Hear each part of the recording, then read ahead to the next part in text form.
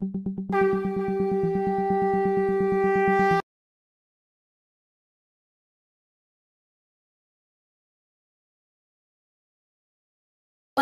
प्रेममय श्री ठाकुर जी के श्री चरणों में कोटि कोटि प्रणाम। जगदीश्वरी जगपालिनी पुरुषोत्तम अर्धांगिनी प्रणाम तुम्हें नारायणी। परम पूज्यपाद पीति देव जी बरदा के श्री चरणों में कोटि कोटि प्रणाम। वर्तमान आचार्य देव के श्री चरणों में कोटि कोटि प्रणाम। समस्त इष्ट परिवार के श्री चरणों में कोटि कोटि प्रणाम। यहाँ उपस्थित सभी पंजाधारी दादा और भक्तिवती माताओं, छोटे छोटे बच्चों को मेरा यथा योग स्थान पर भक्ति भरा प्रेम भरा जय गुरु। आज बहुत शुभ दिन है, बहुत शुभ घड़ी है। शुभ घड़ी इसलिए है क्योंकि आज हमारी बड़ी माँ का जन्म तिथि है। आज शुभ दिन इसलिए है क्योंकि श्रावणी परिक्रमा मातृ सम्मेलन का चल रहा है। जैसा कि शब्दों से ही विदित है, मातृ सम्मेलन जो शब्द है, ये मातृ सम्मेलन से ही, सम्मेलन शब्द से ही पता चलता है कुछ मीटिंग जैसी चीजें हैं, कुछ मीटिंग जैसी बातें हैं। अब ये मातृ सम्मेलन क्यों किया जाता था, कब किया जाता था, इसको करने से क्या होता है, हम लोग करते तो हैं लेकिन इसके पीछे की कहानी हम लोगों को पता नहीं है। इसके पीछे की बहुत लंबी कहानी है, इसको संक्षिप्त में मैं कहूंगी। अपने वक्तव्य शुरू करने से पहले हम अपने आराध्य देव जो हमारे ठाकुर जी हैं, जिनको कहते हैं कि बड़ी माँ ठाकुर जी को लेके है, ना कि ठाकुर जी बड़ी माँ को लेके है, इसलिए कभी भी कोई भी चीज की शुरुआत हमारे आराध्य देव से शुरू होती है। हमारे आराध्य देव हमारे परम पिता, हमारे श्री ठाकुर अनुकूल चंद्र हैं। वो एक दिन अपने भक्तों के बीच बैठे थे और भक्तों से पूछ रहे थे कि बताओ तो बड़ी बहू कैसी दिखती है। सभी भक्त, जैसे हम लोग जब आचार्य देव के पास रहते हैं तो हम लोग सोचते हैं कि आचार्य देव को ऐसा कुछ बोले कि आचार्य देव के चेहरे पे एक मुस्कान आ जाए। तो वहाँ के भक्त लोग भी यही सोच रहे थे कि क्या बोले कि हमारे ठाकुर जी खुश हो जाएं, क्योंकि हम लोगों की मंशा सिर्फ और सिर्फ अपने ठाकुर जी को खुशी प्रदान करना है। लेकिन जो चीज हम लोग नहीं कर पाते हैं, हम लोग अपनी खुशी के लिए ही हम लोग करते हैं, लड़ते हैं, झगड़ते, जो भी करते हैं सब अपनी खुशी के लिए, लेकिन ये नहीं सोचते हैं हमारे ठाकुर किस चीज में खुश होंगे। तो किसी ने कहा बड़ी माँ का स्वरूप लक्ष्मी स्वरूप है, किसी ने कहा लक्ष्मी माँ का स्वरूप दुर्गा स्वरूप है, किसी ने कहा, जिसके मन में जो आया सभी लोगों ने अपना अपना वक्तव्य रखा। ठाकुर जी धीरे से मुस्कुराए, बोले धत पगले, ऐसे ही बोलते थे ठाकुर जी। दूध साला बोलते थे या धत पगले बोलते थे, धत पगले। बड़ी माँ का स्वरूप मैं बताऊं कैसा है? तो सभी भक्त बोले, आतुर हो गए सुनने के लिए। बोले हाँ ठाकुर जी बताइए। तो ठाकुर जी बोले, बहुत सा सुंदर छोटा सा शब्द बोले कि बड़ी माँ का स्वरूप पहाड़ी सुंदरी का है। सबके चेहरा स्तब्ध रह गया। इतने दूर दूर तक कोई सोचा भी नहीं था कि ये भी शब्द बड़ी माँ के लिए उपयुक्त हो सकता है। फिर ठाकुर जी बताने लगे, पहाड़ी सुंदरी इसीलिए बोला जाता है, एक तो वो सुंदरी थी ही, और पहाड़ी लोग जैसे होते हैं बहुत मेहनती होते हैं, बहुत मेहनत करते हैं। वहाँ की महिलाएं बहुत मेहनत करेंगी। कभी भी आप पहाड़ी क्षेत्र में जाइएगा तो महिलाओं को देखिएगा, दूर दराज क्षेत्रों से सब कुछ लाते रहेंगे, सब कुछ करते रहेंगे। तो महिलाएं इस तरह, इसलिए ठाकुर जी इनको पहाड़ी सुंदरी कह रहे थे। तो ठाकुर जी बड़ी माँ को बहुत मानते थे और बड़ी माँ ठाकुर जी को मानती थी। और ठाकुर जी हर एक वाणी, जितनी वाणी ठाकुर जी बोलते थे, बड़ी माँ उसको चरितार्थ करती थी। बड़ी माँ ने इसको चरितार्थ किया, पत्नी की निष्ठा नहीं पति में, पति का नहीं पत्नी में टान, ऐसे चाल चलन हो जिसका श्रद्धा हारा हो संतान। ये सारी चीजें बड़ी माँ ही तो चरितार्थ करके बताई है। ये नारी नीति का जो इतना 180 अध्याय है, ये सारे अध्याय को किसने प्रतिपालन किया? बड़ी माँ ने किया।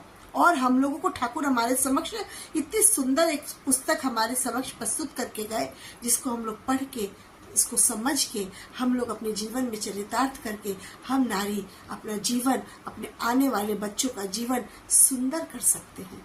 तो क्या हम ऐसी चीजें कर रहे हैं? हम लोगों को पहले नारी नीति समझ में ही नहीं आती थी, क्योंकि उसकी भाषा थोड़ी कठिन है उसकी भाषा। लेकिन जब ये कोरोना पीरियड आया, जब ये डिजिटल प्लेटफॉर्म आया, जब ये इस तरह का हमें मंच मिला, तो हम लोगों ने नारी नीति का विश्लेषण करना अपने हिसाब से शुरू किया।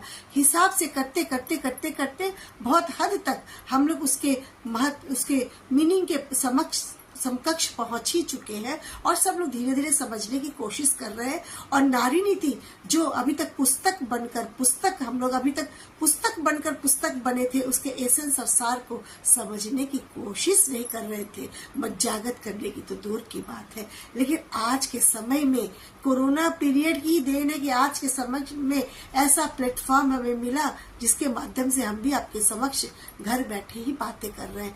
घर बैठे ही मेरा सौभाग्य प्राप्त हुआ है कि मैं बड़ी माँ के विषय में 2-4 शब्द बोल पाऊं और अपने को कृतार्थ कर पाऊं। पता नहीं मैं क्या समझ पाती हूँ और मैं क्या बोल रही हूँ, ये अपनी अपनी समझ है, अपने अपने समझ के अनुसार चलना चाहिए। लेकिन निश्चित तौर पर सारी बातें उसमें अच्छी ही लिखी हुई है।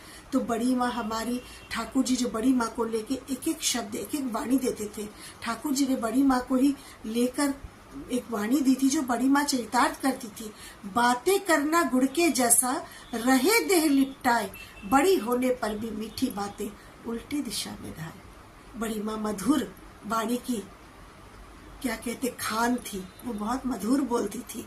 हम और आप क्या बोल पाते हैं? अगर हम लोग बोलते हैं, अगर हम लोग बड़ी माँ की तरह चल पाते हैं तो हमारा जीवन निश्चय ही सुंदर होगा और हम सुंदर दिखेंगे, हमारा चाल चलन भी सुंदर ही होगा। तो ठाकुर जी के अनुसार बड़ी माँ बहुत मधुर बोलती थी, बहुत मीठा बोलती थी। ठाकुर जी से जब बड़ी माँ का ब्याह होने को था, पहले तो ठाकुर जी जो हमारी बड़ी माँ थी उनको संस्कारों से संस्कारित किया था उनके नानी ने। उनकी नानी ने संस्कार दिए थे। और देखिए, शिक्षा और एजुकेशन ये दोनों चीज अलग अलग चीजें हैं। शिक्षा एक संस्कार की बात होती है, एजुकेशन मौखिक ज्ञान होता है। तो मौखिक और व्यवहारिक ज्ञान दोनों की हमारे जीवन में, और हम महिलाओं की, हम माताओं को तो खासकर इसकी बहुत आवश्यकता होती है। तो बड़ी माँ को संस्कारित किया था उनकी नानी ने। उनकी नानी ने सिखाया था कभी जीवन में ना नहीं बोलना। और उनके मामा ने, जो उनके मामा थे, उनको एजुकेशन दिया। मामा ने उनको मौखिक ज्ञान दी, सारी अंग्रेजी का ज्ञान, सारे भाषाओं का ज्ञान उनके मामा देते रहे। और संस्कार शाला में अपनी नानी के साथ वो पाठ पढ़ती रही। तभी नानी ने जो कहा था जीवन में कभी ना नहीं बोलना, तो बड़ी माँ ने जीवन में मरते दम तक वो ना शब्द का प्रयोग ही नहीं की। ठाकुर जी उनको देखते थे और एक एक वाणी लिखते थे। ठाकुर जी उनको देख के ही बोले, ना को जो आलिंगन करता, ना के फेर में लुढ़क जाता। तो ना को आलिंगन करी और ना के फेर में लुढ़की भी नहीं। इसी श्रावण के महीने में, इसी जो बादल उमड़ घुमड़ रहे थे, ऐसे ही समय में हमारी बड़ी माँ देवतुल्य आत्मा का पदार्पण होता है और सुंदर सा रूप देखने को हमको मिलता है। और जब ये मैं मातृ सम्मेलन की जो थोड़ी चर्चा कर लूं, फिर बड़ी माँ के विषय में, फिर अपने विषय में मैं बताऊंगी। मातृ सम्मेलन की शुरुआत माता मनमोहिनी ने की थी। माता मनमोहिनी जब दैनंदिन कार्यों से निवृत्त होकर, जैसे दोपहर को हम लोग चावल दाल बनाए, बच्चों को खिला लिया, पति को खिला लिया, उसके बाद क्या करते हैं? उसके बाद हम और आप तो सोने चले जाते हैं। मैं तो सोने ही चली जाती हूँ। लेकिन हमारी माता मनमोहिनी उस समय आश्रम तो नहीं कहूंगी, उस समय अपने आस पड़ोस की महिलाओं को लेके एक सम्मेलन करती थी। सम्मेलन का अर्थ होता है कि जहाँ हम बैठते हैं एक छत के नीचे और अपनी बातों का आदान प्रदान करते हैं, अपनी समस्याओं का आदान प्रदान करते हैं, अपने ज्ञान विज्ञान का आदान प्रदान करते हैं। ऐसे ही माता मनमोहिनी अब एक पेड़ के नीचे बैठ के लोगों की समस्याएं सुनती थी, लोग उनकी समस्या सुनते थे। और उनके जो गुरु महाराज थे, हुजूर जी महाराज, उनकी चर्चा अवश्य करती थी। अगर हम लोग ऐसा करते हैं तब तो बहुत सुंदर बात है। तो इसी चर्चा के दौरान एक छोटी सी कन्या पीछे हमेशा बैठी रहती थी। छोटी सी कन्या थी, ठाकुर जी की ज्येष्ठ पुत्री। वो माता मनमोहिनी की चर्चा सुनती रहती थी। इसे कहते हैं ना, बच्चों को अपने वातावरण में, अपने पूजन में, अपने मातृ सम्मेलन में, अपने सत्संग में जरूर से बच्चों को शामिल करें। क्योंकि ये बच्चे जो है हमारे आने वाली पीढ़ी है, हमारे देश के कंधार हैं। हमारी मातृ सम्मेलन की मशाल उनके हाथों में जानी है। इसलिए जब तक उनको हम लोग शामिल नहीं करेंगे तब तक हम लोग इसको समझ नहीं पाएंगे। तो छोटी सी कन्या बैठ के सुना करती थी कि ठाकुर जी माता मनमोहिनी उनकी दादी क्या परिचर्चा कर रही है। तो सोचते सोचते बैठते बैठते तो वो उनको मन में लगता था कि मैं भी कुछ लिखूं। तो वो अपने पिताजी से बहुत प्यार करती थी, यानी ठाकुर जी से। तो माफ करिएगा। तो ठाकुर जी के लिए वो बोली मैं भी दादी अपने कुछ लिख सकती हूँ। तो माता मनमोहिनी ने कहा बिल्कुल लिखो। तो उन्होंने लिखा, वो आज घर घर में पढ़ी जाती है। एक छोटा सा लेख, एक छोटी सी रचना आज विशाल वट वृक्ष का रूप धारण कर ली है। वो रचना है साधना दी रचित प्रार्थना, तुम्हारी वृद्धि मेरी वृद्धि को स्पर्श करे, मेरा नारित्व धन्य हो। कौन कहता है कि तुम्हारी वृद्धि मेरी वृद्धि को स्पर्श करे? हम तो कहते मेरी वृद्धि हो, मेरी वृद्धि तुम्हारी वृद्धि को स्पर्श करे। इतना बड़ा लेख कौन लिख सकता है? और मेरा नारित्व धन्य हो, इतना सुंदर ढंग से, और तुम्हारी इच्छा ही पूर्ण हो, तुम्हारी इच्छा मुझ में पूर्ण हो। लेकिन हम लोग इस शब्दों को नहीं समझ पाते हैं, पढ़ते हैं, पुस्तक बनकर पुस्तक बने हैं। लेकिन ये मातृ सम्मेलन जब अब घर घर होता है तो हम लोगों को समझ में आता है। कैसे समझ में आता है कि अपने बच्चों को ले जाए तो ऐसी रचनाएं भी हमारे समक्ष आएंगी। क्योंकि कहते हैं चैरिटी बिगिंस एट होम, अच्छे काम की शुरुआत घर से ही होती है, बाहर से नहीं होती है। तो मैं यही कहूंगी, झंझट तूफान जितना भी आए मन में रखना जोर, माथे पे तेरे दयाल ठाकुर क्या चिंता तेरी ओर। यही तो बड़ी माँ भी सोचती थी, उनके दिमाग में भी यही चलता था कि मेरे सर पे, मेरे माथे पे तो दयाल ठाकुर है, मुझे क्या चिंता करनी है। एक बार बहुत भूकंप आया था और बड़ी माँ ठाकुर जी के रूम में, अपने रूम में बैठी थी। सारे लोग नीचे उतर आए। बड़ी माँ को बुलाया गया कि आप भी क्यों नहीं नीचे आ जाती है। तो बड़ी माँ मुस्कुराती है कि जिसके माथे पे दयाल ठाकुर है उसको क्या चिंता करनी है, मैं क्यों नीचे आऊं। मैं नीचे आ जाऊंगी तो हमारे ठाकुर जी की संपत्ति, हमारे ठाकुर जी का सामान सब बर्बाद हो जाएगा। तो मैं उनको यही उनकी रक्षा करूंगी। तो ऐसा हम लोग बोलते हैं, हम भी बोलते हैं, आप भी बोलते होंगे। इसलिए कहते हैं इष्ट में रखो भक्ति अटूट, शक्ति पाओगे मन में, रंग दो स्वभाव उनके रंग में, पड़ोगे नहीं दुख में। अगर ऐसा रंग में हम उनके अपने स्वभाव को रंग देंगे, ऐसे 8 वैशिष्ट जो बड़ी माँ में थे, क्या हम में नहीं है? क्या आप में नहीं है? हम में भी है, आप में भी है। लेकिन वे सारी सोई, हम में सोई अवस्था में है और बड़ी माँ में जागृत अवस्था में थी। और हमको भी उन वैशिष्टों को जगाना है, उन वैशिष्टों को हमको झकझोरना है। निश्चित तौर पर ये सारे वैशिष्ट हमारे अंदर जागृत होंगे, कुछ ना कुछ, कहीं ना कहीं कुछ ना कुछ तो जागृत होंगे ही, और हो भी रहे हैं। क्योंकि कल क्या हम थे, आज क्या हम हैं, ये खुद ही आप एनालिसिस करके, खुद ही विश्लेषण करके समझ सकते हैं कि कल के डेट में हम क्या थे और ठाकुर जी से जुड़ने के बाद क्या होता है। ठाकुर जी के से जुड़ने के बाद मन में एक प्रश्न आता है कि मैं ठाकुर जी से तो जुड़ गई, लेकिन मेरा कल्याण नहीं हो रहा है। तो आचार्य देव कहते हैं हाथ का पंखा देखे हो, हाथ का पंखा को लेके बैठे रहो, जब तक उसको झलोगे नहीं तब तक क्या तुमको हवा लगेगी। तो हमको उस पंखा को उसको एक्टिवेट करना है, उसमें गति लानी है, और हमारे जो दीक्षा में गति लानी है, हमारे इष्टवृत्ति कार्य में गति लानी है, हमारे डीपी वर्क में गति लानी है, हम ठाकुर जी के काम में गति लानी है, तब भी हमारा जीवन सुंदर होगा।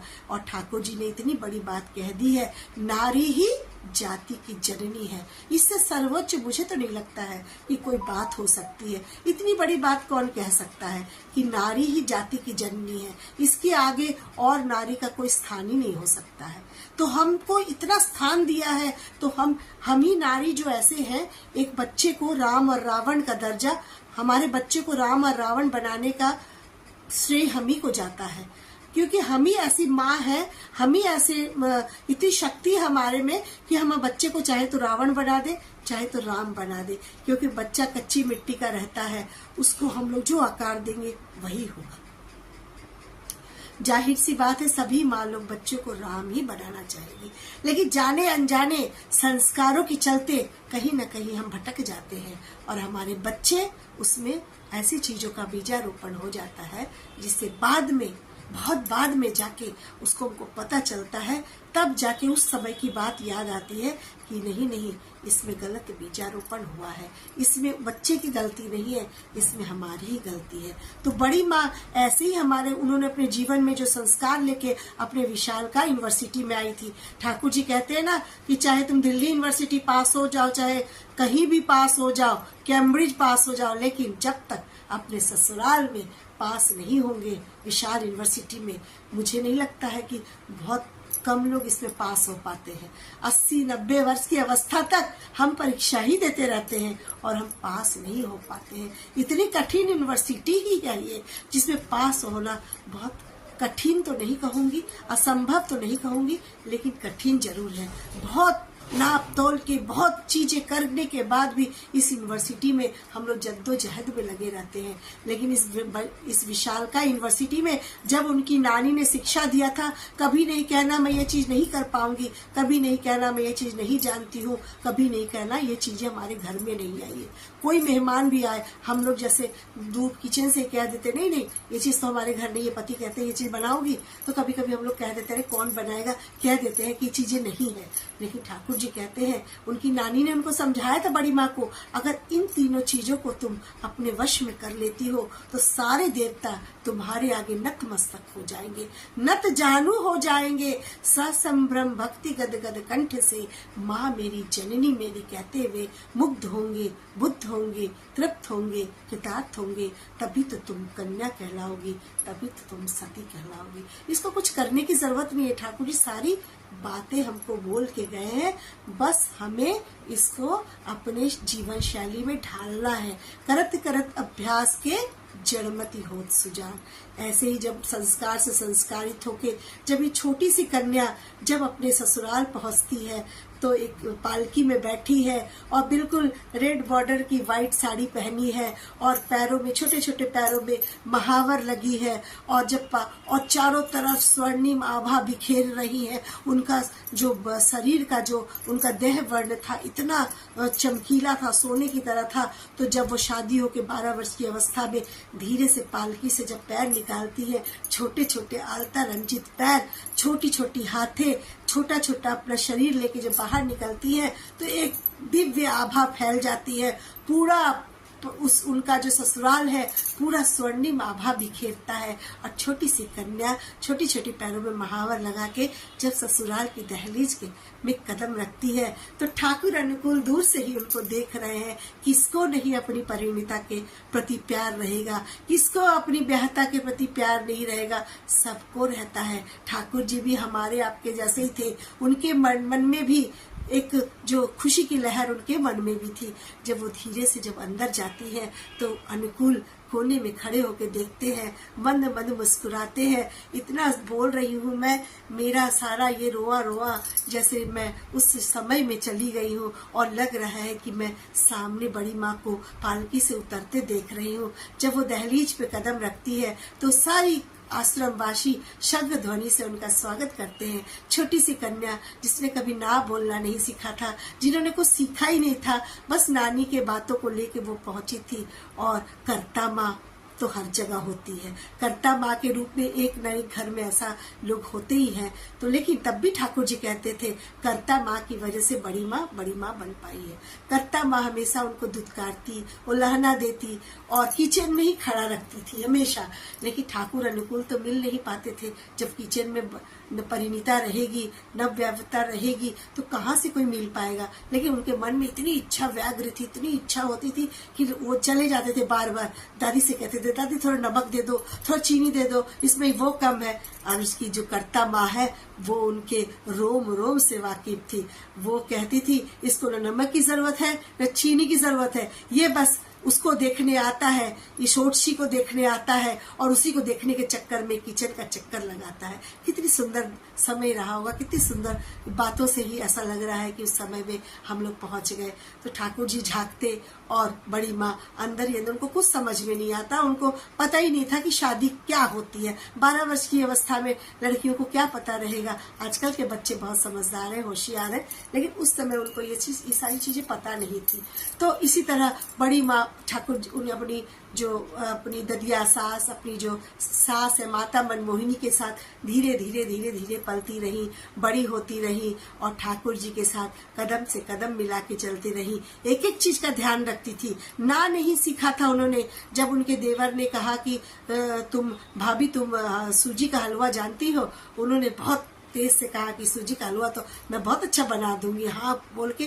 पर उनको पता नहीं था कि सूजी के हलवा में नमक पड़ता है या शक्कर पड़ता है। तो उन्होंने नमक डाल के सूजी का हलवा तो बना दिया, लेकिन उसके बाद उनकी गति ऐसी हो गई। तो बड़ी माँ हमारी ऐसी थी कि ठाकुर जी उनको देख के, ठाकुर जी हमेशा उनको पत्र लिखते थे। पत्र में कहते थे कि बड़ी बहू तुम बहुत सुंदर ढंग से रहना और तुम कभी अपने बड़ों का खूब सम्मान करना और तुम कभी भी गिरना नहीं। वो बड़ी माँ कभी कभी गिर भी जाती थी तो कहती तुम गिर जाती हो बड़ी बहू तो मुझे अच्छा नहीं लगता है, और तुम बड़ों का सम्मान करना और अपनी मर्यादा को बचाए रखना, अपने शरीर को बचाए रखना। कितना सुंदर ठाकुर जी उनको पत्र लिखते थे और बड़ी माँ पढ़ती थी। कौन ऐसा पत्र लिखेगा, कौन ऐसा आजकल पति लिखेगा कि तुम अपने माँ बाप का ख्याल रखना, सास ससुर का ख्याल रखना। ससुर का ख्याल तो इतना रखती थी कि चावल में एक भी अगर काला काला हो जाता था, पहले बंगला में एक मरा चावल बोलते हैं, उस मरा चावल का कलर ही ब्राउन कलर या काला कलर ही होता था, तो उसको भी वो बिन बिन के वो रखती थी। एक एक चीज बिन बिन के रहती थी। तो बड़ी माँ से प्रेरित होकर हम लोग जब अपनी यूनिवर्सिटी में जाते हैं, ये जो छह जो हमारे जो छह जो हमारी माँ बोलती है कि छह जो संस्कार हम लोगों का है, छह जो हम लोगों के गुण होने चाहिए, हमारे आप में भी है, सब में है, लेकिन उसको जगाना पड़ेगा, उसको हम लोग को जागृत अवस्था में रखना पड़ेगा। बड़ी माँ के ही मैं अपनी थोड़ी सी बात अपनी बताऊंगी। जब तक मैं अपनी बात नहीं बताऊंगी मैं आप कैसे समझेंगे कि बड़ी माँ की बातों को मानने से जीवन में कैसे परिवर्तन आता है। मैंने जीवन में बहुत कुछ तो मैं नहीं जानती थी और न कर पाती थी। बस ये जानती थी कि नहीं बोलना है, मधुर बोलना है, बहुत अल्पभाषी बनना है, विशाल यूनिवर्सिटी में चुप रहना है और सबकी बातों को सुनना है। जब हम लोग भी अपने ही ससुराल में जाके अपने ही को सुंदर बना सकते हैं बड़ी माँ के जीवन को चरितार्थ करके, और इस सुंदर परिवेश को और सुंदर अपने घर को भी कर सकते हैं। इसलिए मैं चाहूंगी कि जितनी माँ लोग हैं अपनी लड़कियों की, बच्चियों को दीक्षा जरूर कराएं, क्योंकि उनके कंधे पर सवार होकर ठाकुर जी उनके साथ उनके विशालका यूनिवर्सिटी में आते हैं और उनकी रक्षा करते हैं। जिस तरह मैं रक्षित हुई हूँ, हमारी सभी बहनें, सभी के बच्चे भी रक्षा हो, सभी रक्षित रहे, और इसी परिवेश पे, इसी वातावरण में सभी को बड़ी माँ के जन्म तिथि की ढेरों शुभकामनाओं के साथ मैं सभी को अशेष धन्यवाद देती हूँ कि आपने शुभ घड़ी में, शुभ बेला में मुझे आमंत्रित किया। सभी की मंगल प्रार्थना करते हुए सभी को बहुत बहुत जय गुरु। जय गुरु माँ, जय गुरु।